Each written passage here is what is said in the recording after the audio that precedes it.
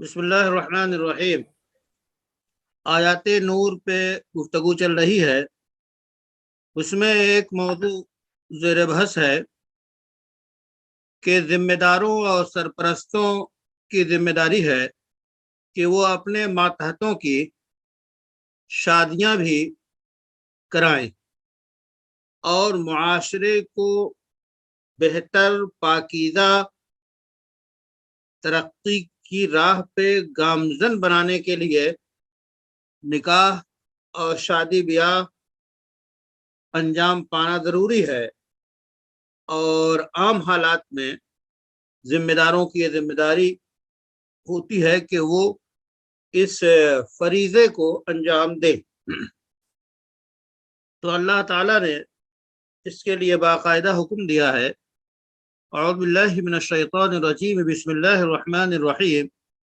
وَأَنْكِحُوا الْأَيَامَ مِنْكُمْ وَالصَّالِحِينَ مِنْ عِبَادِكُمْ وَإِمَائِكُمْ إِنْ يَكُونُوا فُقَرَاءَ يُغْنِهِمُ اللَّهُ مِنْ فَضْلِهِ وَاللَّهُ وَاسِعٌ عَلِيمٌ وَلْيَسْتَعْفِفِ الَّذِينَ لَا يَجِدُونَ نِكَاحًا حَتَّى يُغْنِيَهُمُ اللَّهُ مِنْ فَضْلِهِ۔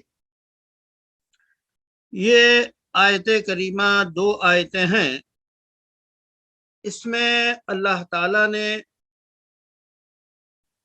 وہ خاتون جس کے ولی ہیں تو وہ ان خواتین اور اسی طرح ان غلاموں جن کے آقا ہیں ان کے نکاح کے اور شادی کی تفصیلات بیان کی ہیں، اور اللہ نے حکم دیا کہ وَأَنْكِحُوا الْأَيَامَ مِنْكُمْ وَالصَّالِحِينَ مِنْ عِبَادِكُمْ وَإِمَائِكُمْ۔ تو یہ خطاب ہے اولیاء کے لیے۔ ولی کی جمع اولیاء آپ جانتے ہیں، اور شرعی طور پہ ولایت اور ولی کون کون لوگ ہیں یہ بھی معلوم ہے۔ سب سے اول درجہ باپ کو ہے، باپ ولی ہوتا ہے، اور درجہ بدرجہ پھر اسی طرح مالکان یعنی غلاموں کے مالکان، ان کو خطاب ہے۔ اور بیضاوی نے یہی بات کہی ہے، اور یہ در حقیقت اس پر معلق ہے اللہ تعالی کا قول وَأَنْكِحُوا الْأَيَامَ مِنْكُمْ۔ تو گویا الایام کے سے متعلق ہے وَأَنْكِحُوا، تو نکاح کراؤ تم میں جو ایامہ ہے۔ تو یہ خطاب سب سے پہلے ہے ان خواتین کے اولیاء کا، کہ ان اولیاء کو خطاب کیا گیا کہ تمہارے زیر دست زیر نگرانی جو بچیاں بہنیں اور خواتین ہیں ان کے نکاح کے فکر رکھو۔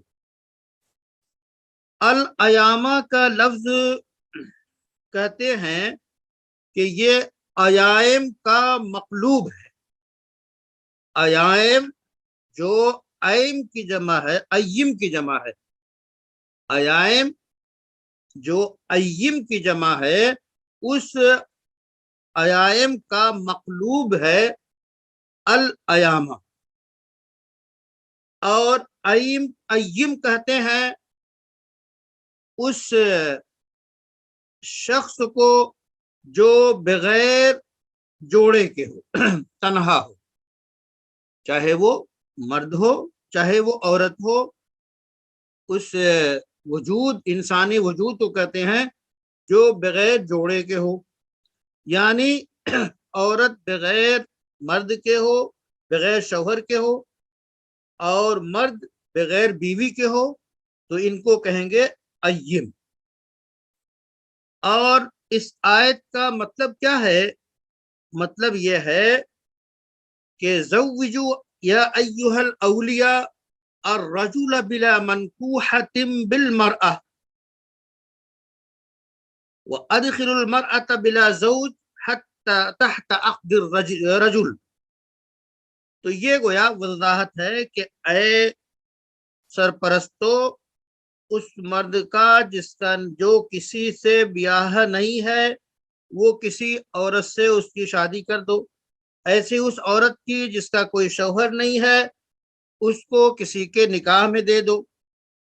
تو یہ در حقیقت ولی کی ولایت، جو ولی کی بالادستی اور ولی کی جو ذمہ داری ہے، اس کو حکم دیا گیا۔ اس کے بعد پھر اللہ تعالیٰ نے فرمایا وَالصَّالِحِينَ مِنْ عِبَادِكُمْ وَإِمَائِكُمْ۔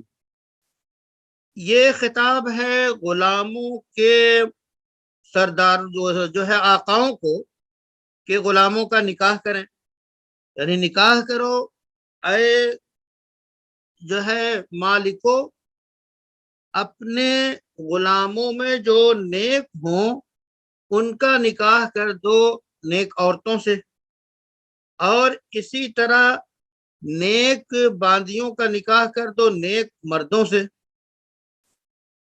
تو یہ گویا جو ولایت کی دو قسم ہو گئی، ایک آزاد میں ولایت جو ہے اپنی بیٹی اور بہن اور حسب جو ہے ضابطہ، اور اسی طرح آقا اپنے غلام، اپنی باندی کا جو مولا ہوتا ہے، آقا ہوتا ہے۔ اب یہاں پہ اللہ تعالیٰ نے دیکھیے الصالحین کا لفظ استعمال کیا ہے، یعنی جو نیک اچھے غلام ہوں یا اچھی نیک باندیاں ہوں ان کا نکاح کرو۔ اگرچہ ولی، اگرچہ آقاؤں کا آقاؤں کی ولایت جو ہے وہ غلام چاہے نیک ہوں کہ بد ہوں ان کے بھی وہ آقا ہیں، باندیاں نیک ہو کہ بد ہوں ان کا بھی وہ آقا ہے۔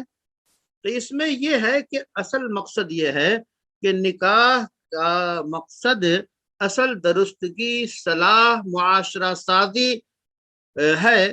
تو جب نیک مرد نیک غلام کی شادی نیک باندی سے ہوگی تو یہ جوڑا صالح ہوگا، اور ایک صالح گھر تیار ہوگا، ایک پھر رفتہ رفتہ صالح معاشرہ تیار ہوگا۔ اس لیے یہ حکم دیا گیا ہے، اور اس سے استدلال کیا جاتا ہے کفاءت کے باب میں، کہ جن امور کا کفاءت میں لحاظ کیا گیا ہے اس میں بنیادی طور پہ فَاظْفَرْ بِذَاتِ الدِّین، دینداری کا اس میں اہم ترین لحاظ ہے، اور یہاں پہ الصالحین سے اسی کو بیان کیا گیا۔ اب سوال یہ ہوتا ہے کہ یہاں پہ وَأَنْكِحُوا یہ حکم جو ہے یہ کیسا ہے، وجوب کے لیے ہے یا وجوب کے لیے نہیں ہے؟ تو اس سلسلے میں جو وہ تفاسیر جو فقہائے احناف کی موجود ہیں ان میں صرف الکشاف نے یہ اس کی طرف اشارہ کیا ہے، اور انہوں نے کہا کہ وَهَذَا الْأَمْرُ لِلنُّدُبِ، وہ کہتے ہیں کہ یہ حکم جو ہے یہاں پہ انکحو کا استحباب کے طور پہ ہے، اور اس کی وجہ انہوں نے یہ بتائی کہ لما علم من ان النکاح امر مندوب الیہ، وہ کہتے ہیں کہ چونکہ عام حالات میں نکاح جو ہے مستحب ہے، بلکہ اس سے آگے بڑھ کے آپ کہیے کہ سنت ہے، تو سنت اور مستحب دونوں جمع ہو سکتے ہیں۔ تو کہتے ہیں کہ اس لیے جب خود نفس نکاح واجب عام حالات میں نہیں ہے تو اولیاء کے لیے بھی اسی طرح حکم ہوگا۔ ہاں البتہ اگر وہ خاتون جس کا کوئی ولی ہے وہ اپنے ولی سے نکاح کا مطالبہ کرے تو اب اس ولی کے اوپر واجب ہے کہ اب زیر دست بچیوں کا جس کی طرف سے خاص طور پر مطالبہ ہے تو اس کا نکاح کرائے۔ اصحاب ظواہر کا مسئلہ جانتے ہیں آپ کہ ان کے نزدیک یہ نکاح واجب ہے، اور مزید اور بھی اس سلسلے میں گفتگو ہے کہ یہ واجب ہے یا مستحب ہے۔ اور مزید برآں کبھی ایسا ہوتا، دیکھیے اس کے درجات آپ نے پڑھتے ہوں گے کہ اگر وہ نکاح کے بغیر نہیں رہ سکتا ہے، معصیت میں مبتلا ہو تو فرض ہو جاتا ہے، اور وہ قادر ہو اس پر نفقے اور مہر پہ تو اس وقت نکاح فرض ہو جاتا ہے۔ اسی طرح اس سے کم ہو تو نکاح واجب ہوتا ہے۔ عام حالات میں نکاح مستحب ہے، لیکن اگر یہ یقین ہو کہ ہونے والی بیوی کے ساتھ یہ اپنے مزاج کے لحاظ سے اس پہ ظلم ڈھائے گا، اس پہ زیادتی کرے گا، حقوق تلفی کرے گا تو ایسے میں اس کے لیے واجب ہے کہ نکاح نہ کرے۔ یہ نفس مسائل ہیں، اہل علم میں معروف ہیں۔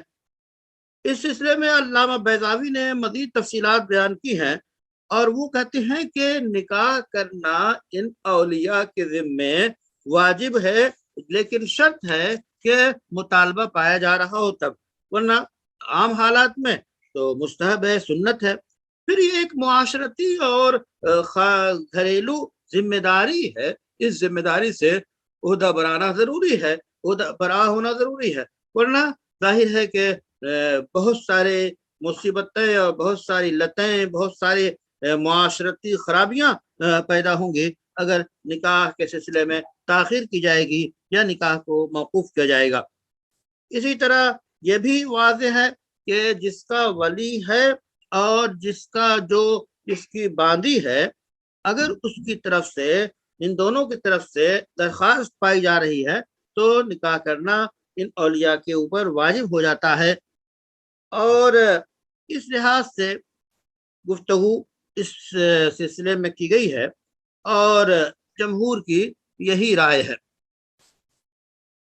صاحب مدارک نے یہ ایک بات کہی ہے کہ یہاں پہ جو وہ عورتیں جو بے نکاحی ہوں اور ان کے پاس ولی ہوں، تو اس آیت میں اسی طرح جو غلام ہوں جن کا نکاح کرنا، اور باندیاں ان کے آقاؤں کی طرف نکاح کرنے کا حکم ضروری ہے۔ کیوں؟ اس واسطے کہ عام حالات میں ایک جو مرد ہے وہ کسی کے اوپر اسے بالادستی حاصل نہیں ہوتی، بلکہ اسی وقت جب اس کی طرف سے ایّم کی طرف سے اجازت پائی جائے تبھی نکاح ہوگا۔ جب ایّم کی طرف سے اجازت پانے پر نکاح ہوگا، اگر ایّم اجازت نہ دے تو نکاح نہیں ہوگا۔ یعنی جس کا نکاح نہیں ہوا ہے، جب وہ اجازت دے گا تبھی نکاح ہوگا۔ اس لیے اب یہ کہنا کہ واجب ہے تو یہ ایسا نہیں، بلکہ مطالبے پہ واجب ہوگا۔ اور آپ کے ایامہ کا لفظ جو ہے یہ دونوں کو شامل ہے، اور یہ تفصیل پھر اس کے بعد کہ صغیرہ کی ولایت یا کبیرہ کی ولایت، بالغ بچی کی ولایت یا نابالغ بچی کی ولایت میں جو احناف اور سادات شافعیہ کا فقہی اختلاف پر دلائل ہے وہ اپنی جگہ پہ، وہ فقہ کی کتابوں میں ہے، اس سے آپ واقف ہیں اور وضاحت اس کی اور اس کو آپ کے علم میں بھی ہوگا۔ البتہ اس پہ صاحب اتقان نے، علوم القرآن نے، اللہ تعالیٰ کے فرمان وَأَنْكِحُوا الْأَيَامَ مِنْكُمْ وَالصَّالِحِينَ مِنْ عِبَادِكُمْ وَإِمَائِكُمْ، اس آیت کو ایک گوشے سے اور دیکھتے ہیں، وہ کہتے ہیں کہ یہ آیت ناسخ ہے۔ کس آیت کے لیے؟ کہتے ہیں کہ وہ آیت جو گزری الزانی لا ينکح الا زانیہ او مشرکہ والزانیۃ لا ينکحها الا زان او مشرک، تو یہ آیت نمبر 3 سورہ نور کی ہے۔ کہتے ہیں کہ اس آیت کے لیے یہ آیت وَأَنْكِحُوا الْأَيَامَ جو ہے یہ ناسخ ہے، اور الزانی لا ينکح جو ہے یہ آیت نمبر 3 منسوخ ہے۔ وہ اس اعتبار سے کہتے ہیں کہ دیکھیے انکحوا الایامہ جب فرمایا تو انکحوا یعنی انکحوا الایامہ بالایامہ، ظاہر ہے جو بے شادی شدہ کا نکاح بے شادی شدہ سے کر دو۔ اب یہ عام جملہ ہے، عام لفظ ہے، چاہے سواء کان نکاح صالح بصالح او زان بزان او بالعکس، یہ عبارت ہے اتقان کی۔ کہتے ہیں کہ چاہے نیک مرد کی شادی نیک مرد سے ہو یا بدکار مرد کی شادی بدکار عورت سے ہو، نیک مرد کی شادی نیک عورت سے ہو یا بدکار مرد کی شادی بدکار عورت سے ہو، یا اس کے برعکس ہو، نیک مرد کی شادی جو ہے بدکار سے ہو یا عورت سے ہو، اس طرح۔ تو کہتے ہیں کہ یہاں پہ یہ فرمایا ہے، اور پھر فرمایا انکحوا الصالحین من عبادکم و امائکم، یعنی اب یہ صالحین اور صالحات ہوں یا نہ ہوں، تو گویا یہ ناسخ بن جائے گی اس آیت کے لیے جس میں یہ کہا جا رہا ہے کہ ان نکاح الزانی لا يجوز الا بالزانیۃ او المشرکہ. تو اس لحاظ سے یہ گفتگو علامہ سیوطی نے اپنی مشہور ترین کتاب الاتقان فی علوم القرآن میں کی ہے. اس کے بعد پھر مزید آپ غور کریں تو کتب فقہ میں یہ بات موجود ہے کہ ان الفاسق لیس کفوا لبنت الرجل الصالح، کہ مرد نیک کی بیٹی کے لیے فاسق جو ہے کفو نہیں ہے. تو یہ مسئلہ جواز عدم جواز کا نہیں ہے، بلکہ یہ مسئلہ کفاءت کا ہے کہ بہتر یہ ہے. اور نکاح جو ہے کفو میں ہم مزاجی اور ہم برابری میں ہونا چاہیے. تو یہ الگ ہے. اس اعتبار سے اگر آپ دیکھیں تو نیک عورت ہی کے لیے نیک شخص کفو ہوگا. تو کفو ہونے میں ظاہر ہے کہ ہم جو فقہا نے جو کفاءت کے مسائل بیان کیے ہیں وہ معاشرت اور نباہ کے لیے ہے. ظاہر ہے کہ اگر عام حالات میں اس میں جو طبقاتی کشمکش مختلف ملکوں میں پائی جاتی ہے اور ہر جگہ موجود ہے، ان طبقات کا اگر لحاظ نہ کیا جائے تو پھر ڈھیر ساری مصیبتیں کھڑی ہوتی ہیں. اس لیے کفاءت کا لحاظ سب سے پہلے ظاہر ہے کہ اسلام تو شرط ہے، المسلم مسلمان ہونا شرط ہے. اور جو آپ نے کتابیہ سے نکاح کے بارے میں قرآن کا حکم ہے اس سلسلے میں گفتگو کی گئی، اور اس سلسلے میں جو آج کے موجودہ دور میں اس کے جو مفاسد ہیں یا حالات کے تحت جو اس کے منکرات ہیں وہ بھی بتائے گئے تھے. بہرحال تو کفاءت میں سب سے پہلی جو ہے وہ حدیث شریف کہ تنکح المرأۃ لاربع، کہ 4 بنیادوں پہ نکاح کیا کسی خاتون سے کیا جاتا ہے. تو لمالہا، کہ مال کی بنیاد پہ کہ بہت مالدار ہے اس لیے نکاح کیا جا رہا ہے اس سے. لحسنہا جمالہا او لنسبہا، تو یہ او لدینہا، تو یہ سارے جو دین اور مال اور حسن و جمال اور نسب و حسب کی برتری، تو ان بنیادوں پہ نکاح ہوتا ہے. تو فرمایا گیا فاظفر بذات الدین، تو دینداری کو وجہ ترجیح قرار دیا رسول اللہ صلی اللہ علیہ وسلم نے. تو بہرحال اس کفاءت کا جو فقہا نے بیان کیا ہے اس کی بڑی مصالح ہیں، اور یہی وجہ ہے کہ اس سلسلے میں آپ نے جو بہت سی مجالس فقہیہ کی قراردادیں موجود ہیں. سیدنا امام ابو حنیفہ کا یہ فرمان کہ اگر بالغ عورت اور بالغ جو ہے اپنی مرضی سے نکاح کر سکتی ہے تو یہ ایک قانونی چیز ہے.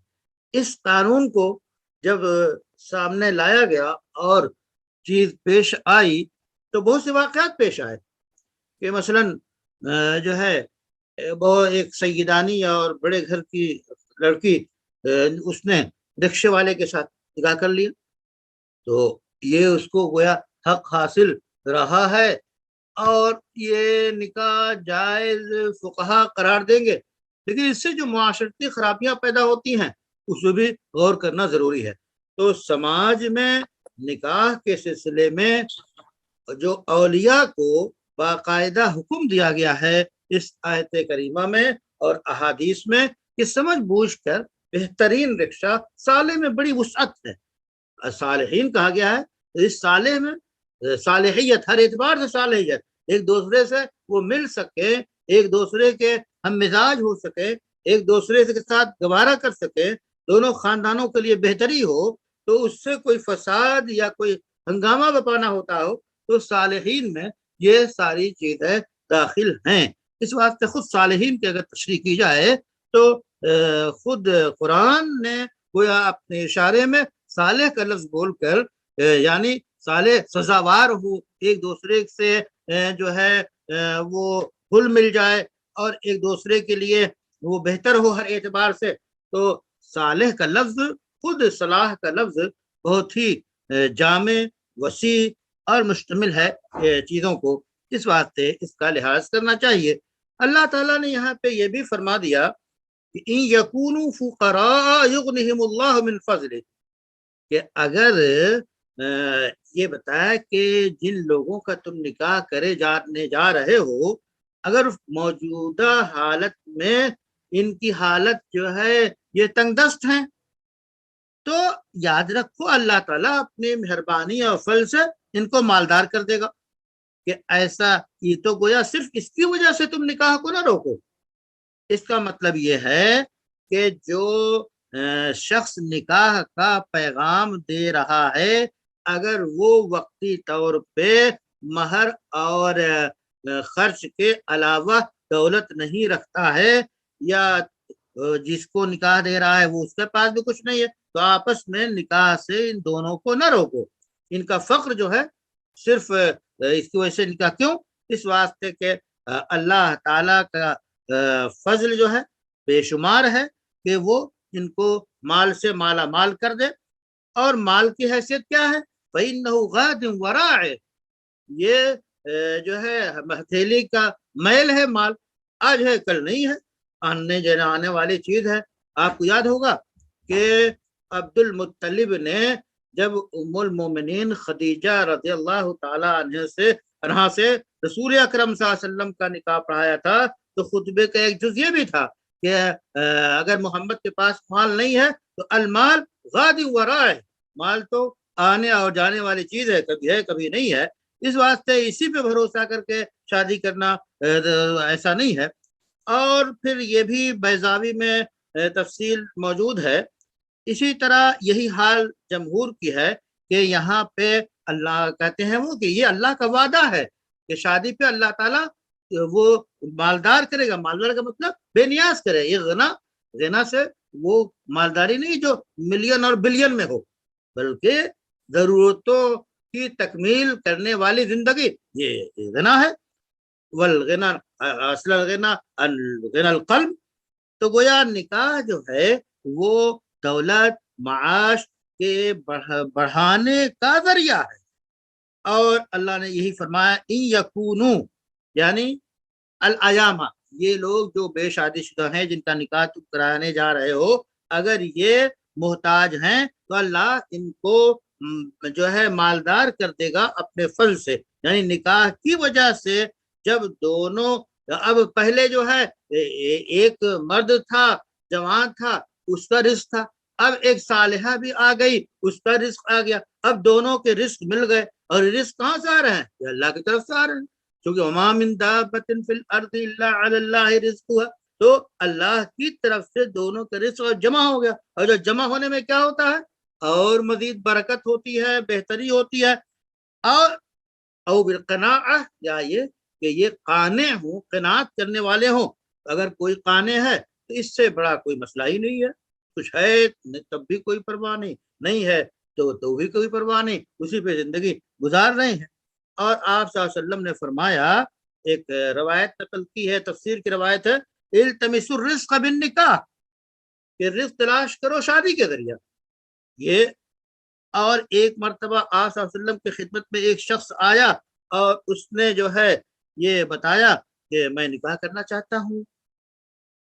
اب اس کے بعد پھر یہ بھی ظاہر ہے کہ اللہ تعالیٰ کی مرضی اور اللہ تعالیٰ کی وہ اس کی رعایت رکھی گئی ہے. اس فرمان میں اللہ نے فرمایا کیا؟ وَإِنْ خِفْتُمْ عَيْلَةً فَسَوْفَ يُغْنِيكُمُ اللَّهُ مِنْ فَضْلِهِ. تو یہاں جو اللہ نے آیت میں فرمایا کہ وَإِنْ خِفْتُمْ عَيْلَةً فَسَوْفَ يُغْنِيكُمُ اللَّهُ مِنْ فَضْلِهِ إِنْ شَاءَ. اللہ کی مرضی پہ ہے کہ اگر فاقہ، فقر اور اس طرح کی محتاجگی ہے تو اللہ چاہے گا تمہارے حالات کے مطابق. کیونکہ بہت سے لوگ ہوتے ہیں کہ اگر ان کو مال دے دیا جائے تو وہ بھاگ جاتے ہیں، اور بہت سے لوگ ایسے ہوتے ہیں کہ انہیں محتاج بنا دیا جائے تو کفر کے قریب ہو جاتے ہیں. یہ اللہ کا نظام ہے. تو یہاں اصل مسئلہ ہے کہ اگر تمہیں یہ خوف ستائے جا رہا ہے کہ نکاح کرنے جا رہے ہیں تو اخراجات کا کیا ہوگا، تو اس کی زیادہ فکر نہ کرو، اگر فوری طور پہ تمہارے پاس مہر اور نفقہ ہے تو اس کے ساتھ اتنا کافی ہے، بقیہ اخراجات اللہ پہ چھوڑ دو، اللہ تعالیٰ اس کا پورا تمہیں جو ہے اللہ تعالیٰ کی طرف سے فضل ہوگا۔ اسی طرح ابن عباس کہتے ہیں کہ یہ جو گفتگو کی جا رہی ہے یہ آزاد مرد اور آزاد عورتوں، آزاد سے مراد الاحرار، آزاد سے مراد نہیں وہ کہ گنہگار، آزاد سے مراد وہ جو کہ عبد کے خلاف الحر جو ہے، تو وہ ان کے لیے ہے۔ کیوں؟ اس واسطے کہ غلام اور تو خود وہ کسی چیز کے مالک ہے ہی نہیں ہے، کتنا ہی مال ان کے پاس آئے گا تو وہ تو مالک بنیں گے نہیں، تو یہ ان کی گفتگو نہیں ہے، بلکہ یہ گفتگو ہے جو ہے احرار کے سلسلے میں۔ اور پھر اللہ تعالیٰ کا فرمان وَلْيَسْتَعْفِفِ الَّذِينَ لَا يَجِدُونَ نِكَاحًا وَلْيَسْتَعْفِفِ الَّذِينَ لَا يَجِدُونَ نِكَاحًا۔ اب کہتے ہیں یہ تو حکم ہو گیا کہ شادی کے بارے میں شادی کراؤ، شادی کرو، اب ایسا ہو کہ کوئی تک نہ بیٹھ رہا ہو نکاح کا، کوئی جگاڑ نہ لگ رہا ہو نکاح کا، تو کیا ہے؟ تو اللہ نے حکم دیا ہے خبردار خبردار، اگر نکاح کے ذریعہ جو ہے وہ موقع نہیں مل رہا ہے تو بدکاری سے بچتے رہیو۔ جو نکاح پہ قدرت، جو نکاح نہ کر سکے وہ پورے طور پہ پرہیزگاری اور عفت و پاک دامنی کو قائم رکھے۔ مطلب یہ ہے وَلْيَسْتَعْفِفْ أَيْ عَنِ الزِّنَا، یعنی لا الذین لا یجدون نکاحا، یعنی نکاح کے اسباب یا جن ذرائع کی وجہ سے نکاح ہوتا ہے اس پہ قادر نہیں ہے، تو ایسی صورت میں ان کے لیے ضروری ہے کہ وہ بدکاری سے گریز کریں اور غلبہ شہوت ہو تو اس پہ صبر کریں، یہاں تک کہ اللہ تعالیٰ ان کو مالدار کر دے اور ان کے پاس مہر کا اور نفقے کا پیسہ آ جائے تو پھر وہ نکاح کر لیں۔ اور جیسا کہ احادیث میں روزے رکھنے کا بھی حکم دیا گیا ہے، تو فَإِنَّهُ وِجَاءٌ کہ روزہ رکھنے سے بھی ایسا ہوتا ہے، اور اس پہ ایک مرتبہ کسی نے روزہ رکھا تو ان کے ہاں اور اضافہ ہو گیا۔ ظاہر ہے کہ یہ مسلسل روزے رکھے جائیں تب ایسا ہوتا ہے، ورنہ کبھی ایک دن کا کوئی روزہ رکھے گا تو اس سے مزید اضافہ ہو سکتا ہے۔ اس لیے مسلسل احوال کے حساب سے ہے کہ جتنے روزے رکھ کر قابو پا سکتے ہیں اس قابو پائیں۔ اور اسی طرح کہتے ہیں کہ جو شخص نکاح پہ قادر نہیں ہے اور حالات نہیں ہیں تو اس جو ہے ظاہر ہے کہ وہ کفو جو ہے فقیر یعنی وہ محتاج خاتون کا بھی کفو نہیں ہوگا اور مالدار کا بھی کفو نہیں ہوگا، اور فقہا نے یہ تفصیلات بیان کی ہیں۔ اور اللہ کا فرمان ان یکونوا فقراء یغنہم اللہ من فضلہ، جیسا کہ فرمایا گیا کہ کم سے کم مہر اور نفقہ ہو تب جو ہے نکاح کرے گا، اور اس کے بعد پھر وعدہ ہے کہ کچھ بنیاد تو ہو، کچھ بیج ڈالیں گے تب کھیتی لہلہا اٹھے گی، اور بیج اور تخم جو ہے یہ مہر اور بنیادی نفقہ ہے، اور اس سے زیادہ ضرورت نہیں ہے کہ بنگلہ بھی ہو، کوٹھی بھی ہو، اور اوڈی بھی ہو، اور فلاں فلاں چیزیں ہوں، لوگ اس کی تلاش میں جو ہے بچیوں کی عمر کو ضائع کرتے رہتے ہیں۔ اسی طرح فرمایا کہ اتنا مال کافی ہے جو مہر اور نفقے کے لیے ہو، تو اللہ تعالیٰ سے خدا سے امید ہے کہ نکاح کے بعد مزید اللہ تعالیٰ انہیں ضروریات ان کی پوری کرے گا، اور یہی اجماع ہے۔ المدارک میں ہے کہ اے نوجوانوں کی جماعت من استطاع منکم الباءۃ فلیتزوج، جو شادی کر سکتا ہو وہ نکاح کرے، کیوں؟ فإنہ اغض للبصر، یہ سیر چشمی کا ذریعہ ہے، وأحسن للفرج، سیر فرجی کا ذریعہ ہے، ومن لم يستطع فعلیہ بالصوم، ہاں اگر نہ کر سکے، حالات ایسے نہ ہوں تو پھر روزے رکھے، چونکہ روزے رکھنے سے یہ قابو پا لے گا اپنے اوپر۔ مفسرین کہتے ہیں کہ اللہ تعالیٰ نے کس قدر عمدہ ترتیب کے ساتھ احکام دیے ہیں۔ سب سے پہلے اللہ تعالیٰ نے حکم اس بات کا دیا جس سے فتنے سے بچا جا سکے، فتنے سے بچا جا سکے، پہلے اس کا حکم دیا، اور وہ کیا ہے؟ وہ غض البصر، یہ کہا گیا کہ قل للمؤمنین یغضوا من ابصارہم، تو غض بصر نگاہ نیچی رکھنا، نگاہ کی حفاظت اس کے بعد پھر اللہ نے حکم دیا کہ نکاح کرو، تو اس نکاح سے دین محفوظ ہوتا ہے، اور اس سے جو ہے حلال کے حلال جب ملے گا تو حرام سے آپ بچیں گے، تو حلال بیوی حلال ہے، تو جو بدکاری حرام ہے اس سے بچے گا انسان۔ اس کے بعد اللہ نے پھر فرمایا کہ نفس امارہ سے پرہیز کرو، اور یہ بھی فرمایا کہ جب اس پہ قابو پانے کی کوشش کرو، یعنی اگر نکاح کا ذریعہ کوئی نہ ہو تو اپنے نفس پہ کنٹرول کرنے کی کوشش کرو۔ پہلے نگاہ نیچی رکھنے کا حکم دیا، پھر نکاح کا حکم دیا، پھر نکاح پہ قادر نہ ہو تو برداشت اور تحمل کا حکم دیا۔